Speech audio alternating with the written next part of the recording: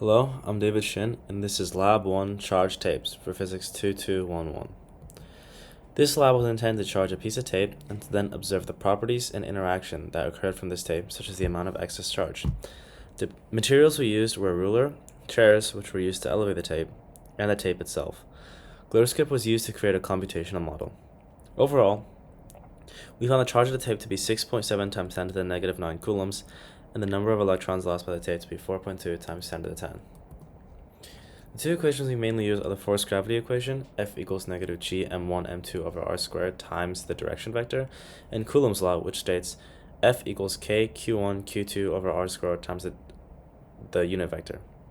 These equations are based on Newton's second law, F equals ma, which is also equal to the change in momentum over the change in time, as seen in the image. Our system was a two pieces of tape suspended between the two chairs as seen in the image, and the surroundings consisted of the tape that we were holding along with everything else, and we measured the distance between the tapes to be 0.014 meters. You can see that the chairs are the yellow and black ends, and one of the students is holding the tape in the image. So the initial conditions we measured, the mass of the tape was 0.000212 kilograms, the tape length was 0.212 meters, the tape width was 0.01 meters, the tape area is 0.0212 meters squared, and the atom area is 1 times 10 to the negative 10 squared. And then from that, we found that the number of atoms was 2.2 times 10 to the 17. And this just demonstrates the tape experiment. And to calculate excess electrons, we use the force gravity equation, setting mg equal to Fe. We know k and r, so the equation becomes q equals this large equation, and this calculates q as it isolates it. We have every other value, and we found that q was 6.7 times to the negative 9, as shown before. From this calculation, we can find the amount of electrons lost, which is just the charge, over the charge of an electron, and we found that the amount of electrons lost was 4.2 times 10 to the 10. So here's the Gluoscope computational model. You can see that there are important constants such as k and the charges of a proton and an electron, and you can see that the charge is calculated in the same manner as it was in this slide, where it isolates q and uses the distance and the length of the tape, as you can see here, as the mass correlates directly to the distance as we had density of the tape given.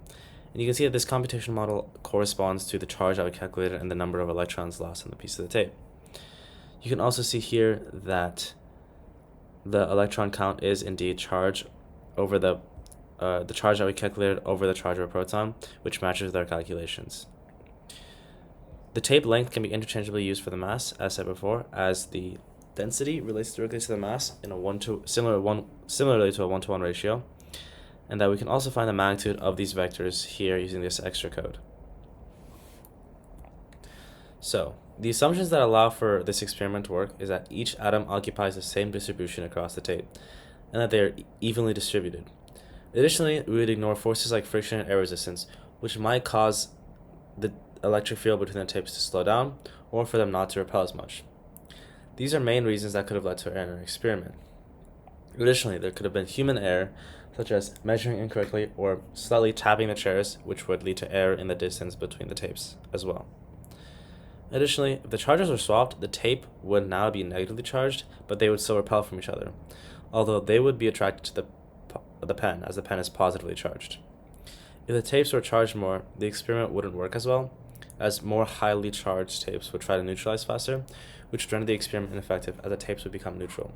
This can be seen in real-world applications such as power lines, as the power line tries to neutralize when you touch it with the current traveling through your body, which is why power lines are so dangerous.